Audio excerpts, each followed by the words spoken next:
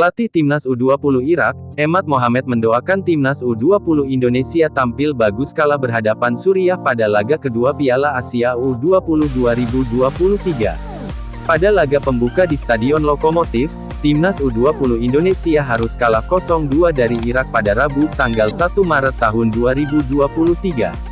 Meski berhasil menang di laga perdana, pelatih Timnas U20 Irak punya penilaian tersendiri terhadap para pemain Timnas U20 Indonesia.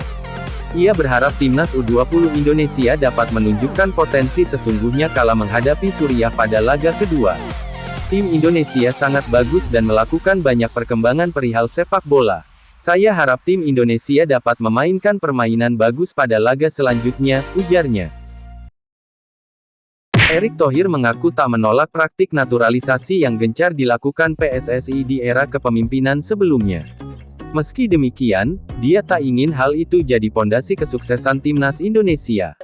Menurut Erick Thohir, proyek naturalisasi Timnas Indonesia sejauh ini belum membuahkan hasil menggembirakan.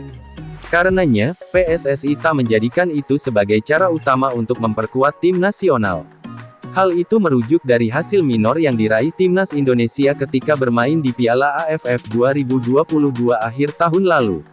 Ada naturalisasi silakan, tapi jangan sebagai bangsa itu, berpikir pakai naturalisasi itu menang. Enggak, kata Erick Thohir kepada wartawan di Istana Kepresidenan, Jakarta, Kamis tanggal 2 Maret tahun 2023. Kemarin Piala AFF naturalisasinya sangat bagus, kalah. Iya kan? Tambahnya. Timnas sepak bola Indonesia U20 harus memulai perjuangan di Piala Asia U20 dengan kekalahan 0-2 dari Timnas Irak U20. Gol kemenangan Irak dicetak Haider Abdul Karim Tofi dan Mohamed Jamel. Meski kalah, pelatih Sintayong tidak mau menyerah dan akan terus berusaha untuk menang, tidak sekedar tampil di turnamen saja.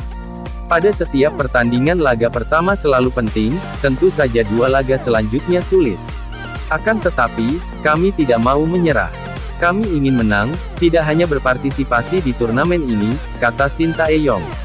Selain itu, STY juga bertekad untuk membangkitkan motivasi anak asuhnya setelah takluk di laga perdana agar tidak cepat kecewa dan bersedih.